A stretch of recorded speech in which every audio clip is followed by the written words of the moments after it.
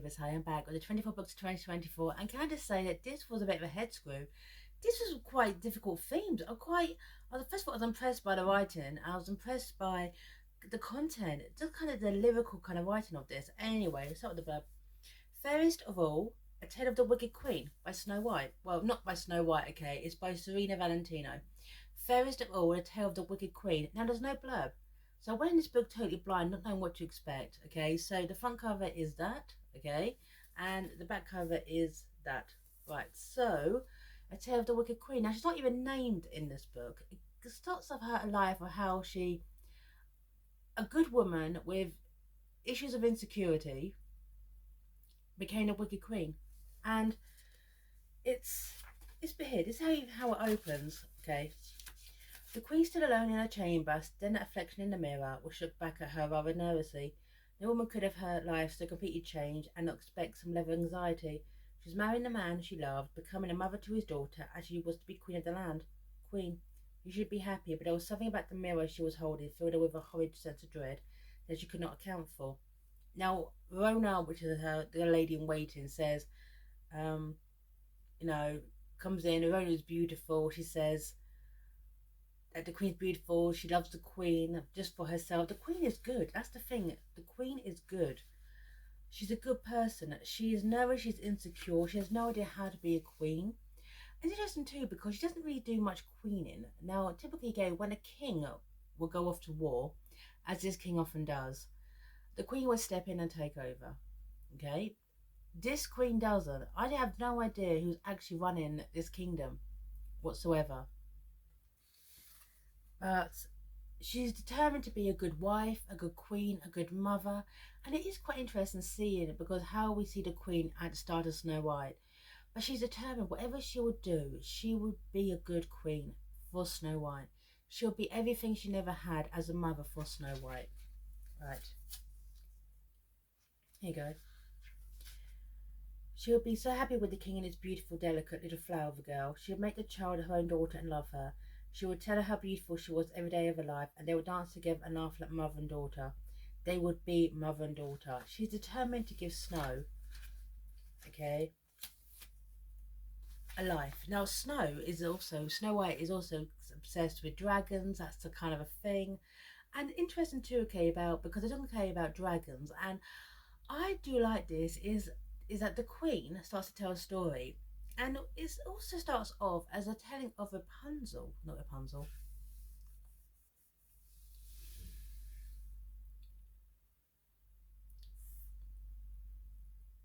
3, 2, 1.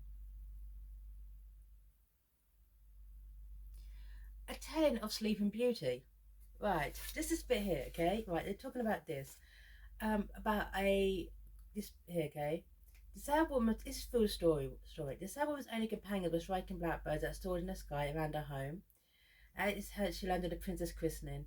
But no one understood why Dawn was so angry at not being invited. But you see, my little bird, she did not know that the girl's parents, the fake godmother, did not. You see, this was no ordinary woman. She could turn into a dragon, and when she did, she was a fierce, frightening creature. Yeah, so she starts to tell the story of Sleeping Beauty within this, which I thought was a nice touch. Not just this Sleeping Beauty, but Sleeping Beauty from Maleficent's perspective, if you will. Right. And then when the king goes off to war, okay, the king is full of praise. He generally loves his wife. This isn't a thing where the king is cruel, heartless. In a lot of retellings of Snow White, the king only has eyes for his daughter. He just marries a woman, but marries her to get a mother. I think even Once Upon a Time did that as well. This shows a love match. The king generally does love his wife. He loves the queen, and I thought that was a nice touch. Is that the queen in her entire life, she's never been loved. No one's ever truly loved her. So when someone does, she doesn't really understand it. She can't really fathom that this man generally does love her. Right, here you go. It means so much to me that you want Snow to know of her mother. You're a remarkable woman. You have a beautiful heart, my darling. I love you more than you will ever know. And that's the thing. They talk about Snow White's mother. Okay, they don't. Pretend that she doesn't exist. There is no jealousy, okay, of being the fairest in the land at this point. It's she generally does love her daughter, right? Elizabeth here is as the Queen was insistent, and no one would see if I had a painted face or coiffured hair. But recently, she'd been much more comfortable with Verona, and allowed the woman to see her without makeup and finery. Right. So Verona's a friend. Verona sees as she really is, and the Queen is beautiful. But the thing is, with beauty, you get older.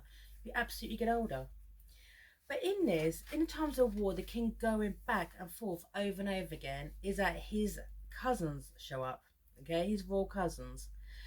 Three witches who obviously are the maiden, mother, and crone. Okay, sorry, the maiden, mother, and crone of typical mythology, but they're related to the king.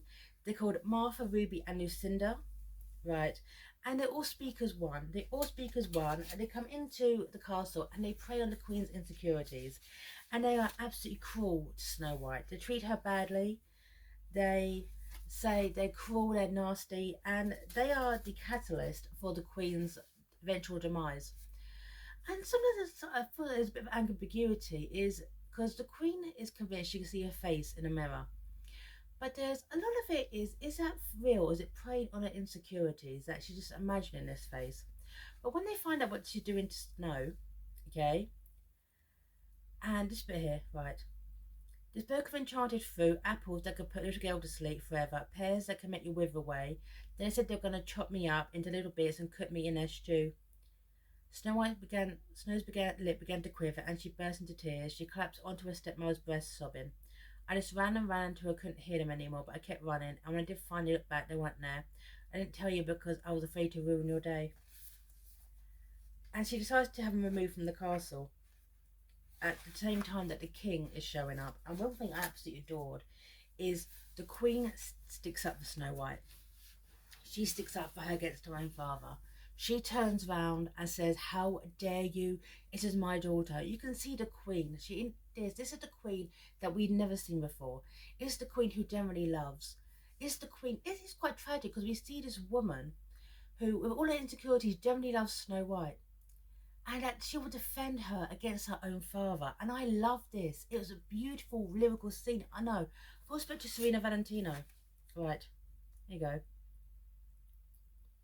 Right. This is when the witches freak, Lucinda, Martha, and Ruby, they've come in with their dresses and tatters, and they pretend that Snow tricked them into falling into a hole, right? And the king just does takes their side over his daughters, okay? And this bit here, do not argue with me, Snow. I wouldn't have my daughter acting so wretchedly. You are a princess, right? But then the queen stepped in and raged at all and all but pounced on her husband. What in God's name are you doing? Take your hands off her. Take them off. Okay? Unhand her and then explain to me why you're treating your daughter, our daughter, in this manner. Right. And so they banish the witches free. And the queen actually has it out. And this is a very, very long kind of section which talks about how the queen was emotionally abused by her own father. He abused her. He abused her psychologically. He basically broke her, and the queen determined, and the king will not do the same to his child. Right. It didn't hurt her, my love, I swear to you. You hurt her heart, the queen said, breaking down completely. I know that look, the pain, broken-hearted little face. It's the same one, the same face I'll stare at over and over again in my father's meals as a child. Oh, he was a cruel man, a real beast. To think my mother, my lovely, beautiful mother, was married to him. He hated me. Oh, yes, he did. He told me as much. Ugly, useless, senseless girl, he would say. The wounds were deeper than the bruises and the scars from any physical pain he inflicted on me. At least those wounds healed. Right. Absolutely psychologically abused. Right. But the queen is having dreams. The queen is unable to cope. Her husband goes back to war and then is going back to war. And then she sees in the mirror her father's face. The man who tormented her. The man who abused her. The face in the magic mirror is of her father. So you can see the psychological damage. And once again, the ambiguity, because you're not entirely sure if this is real or is this in our side of our own head. At least not for a while. Right.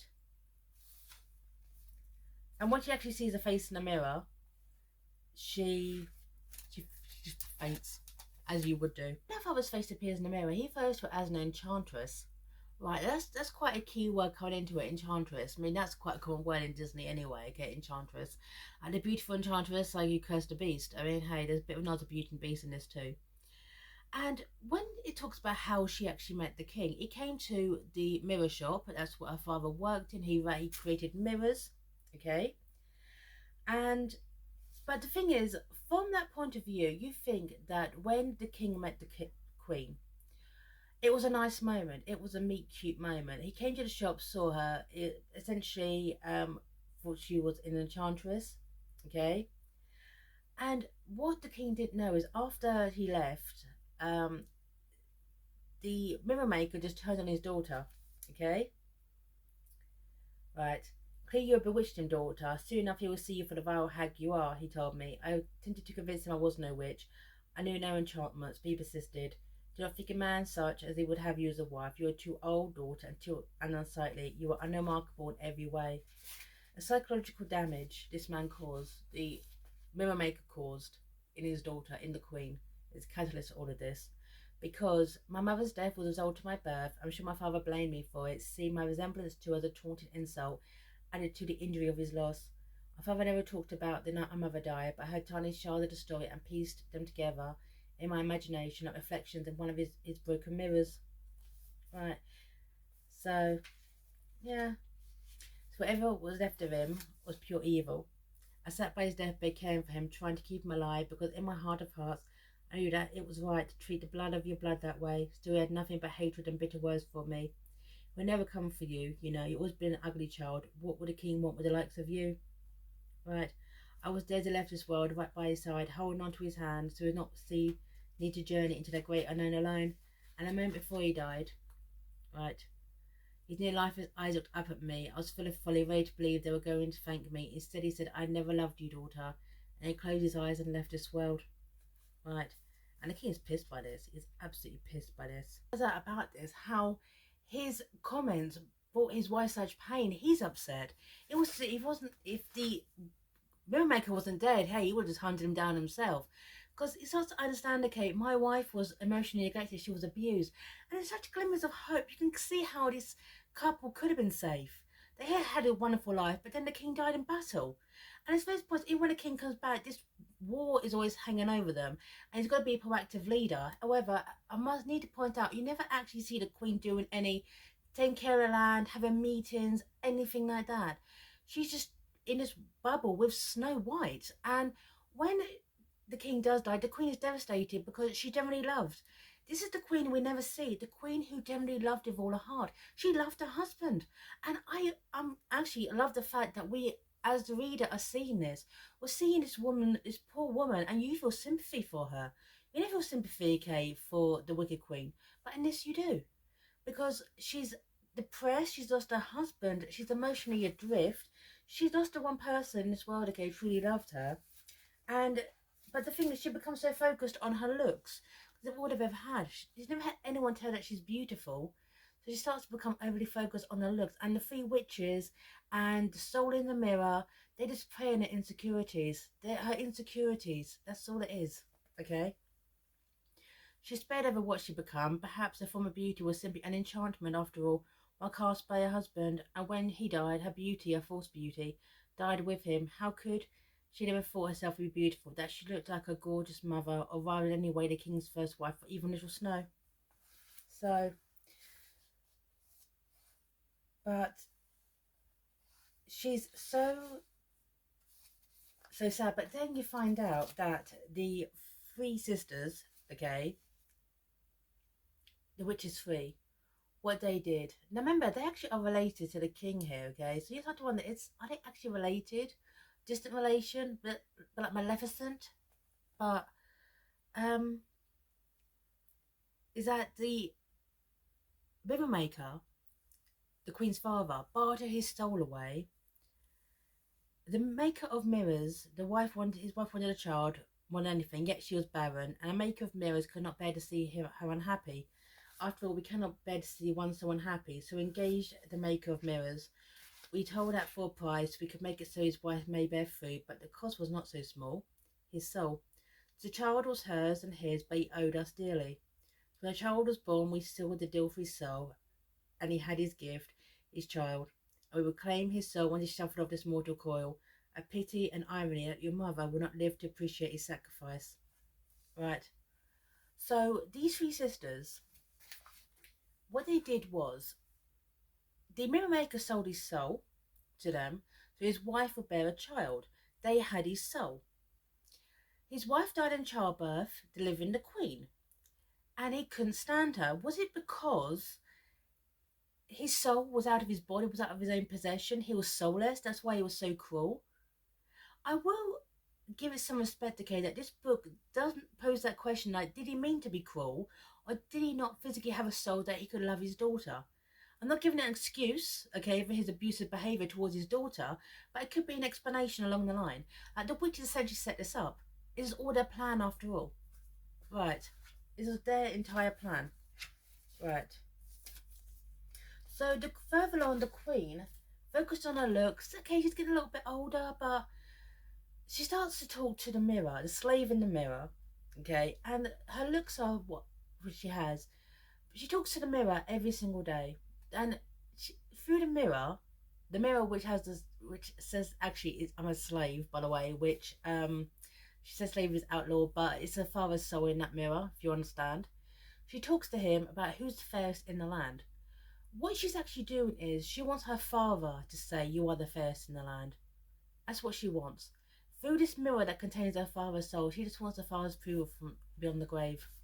Right. And tell me, mirror, who is that who's the fairest in the land? She asked desperately. Are you certain you want me to answer the request? The slave asked.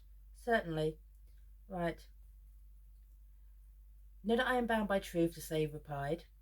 Well then, out with it, man. You are my queen. That's it.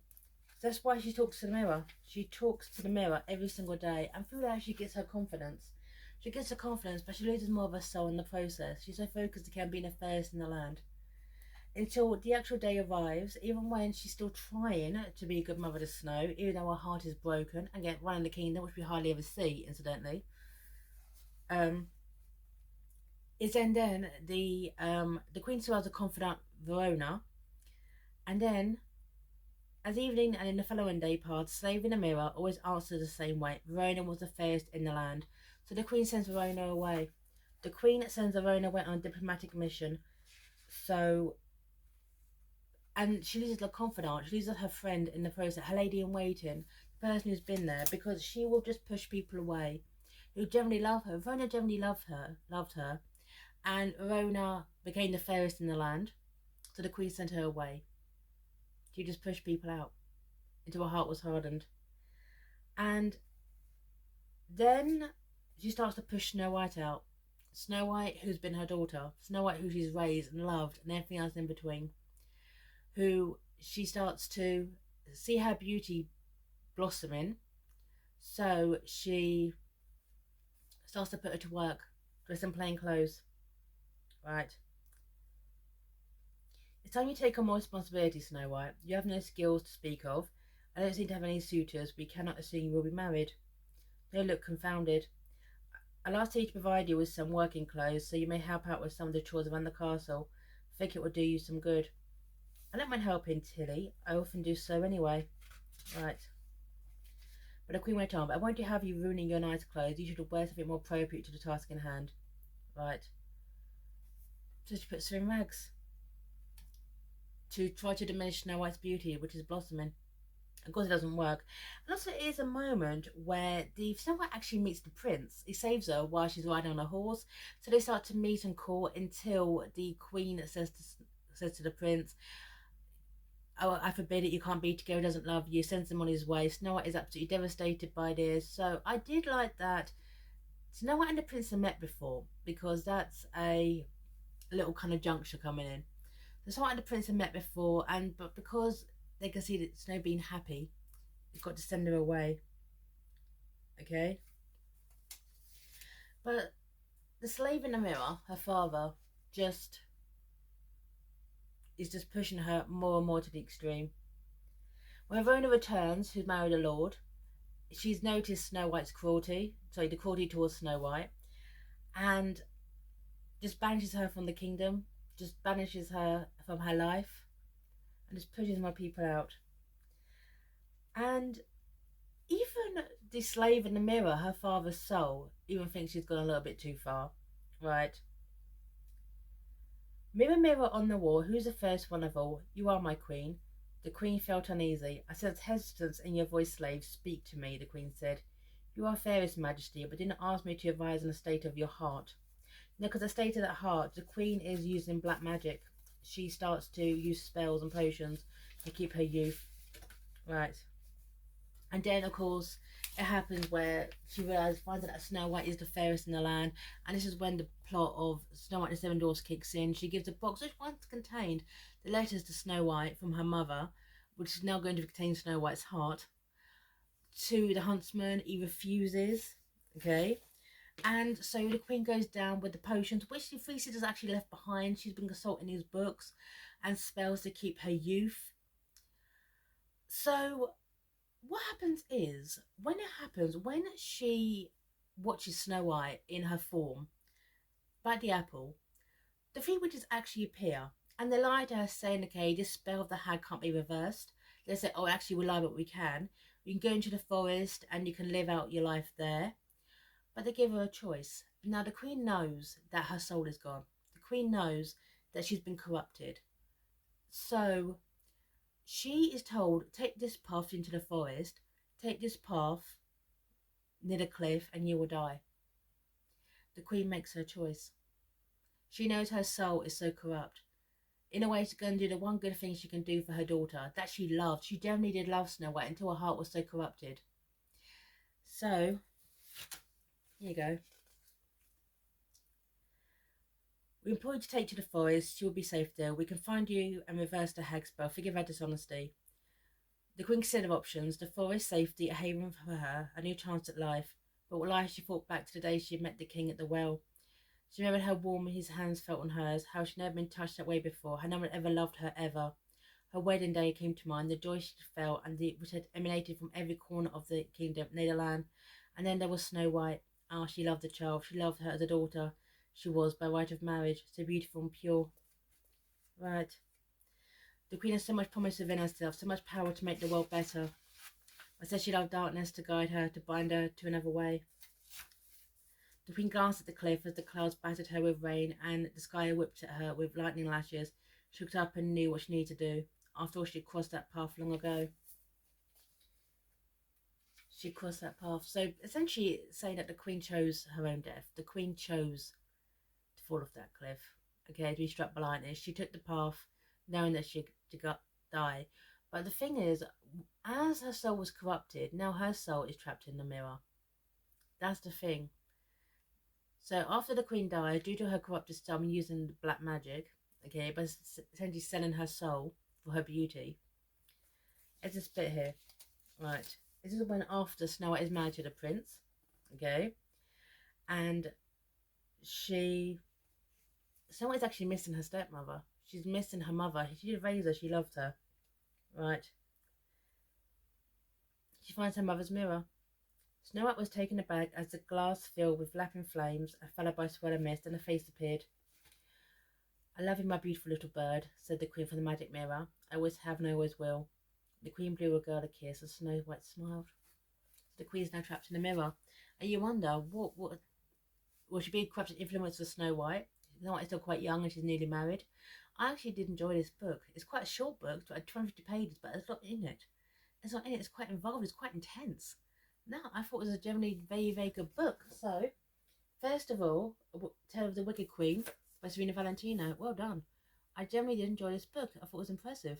And it's dark and it's twisted. And it makes you see the Queen. You've never seen her before.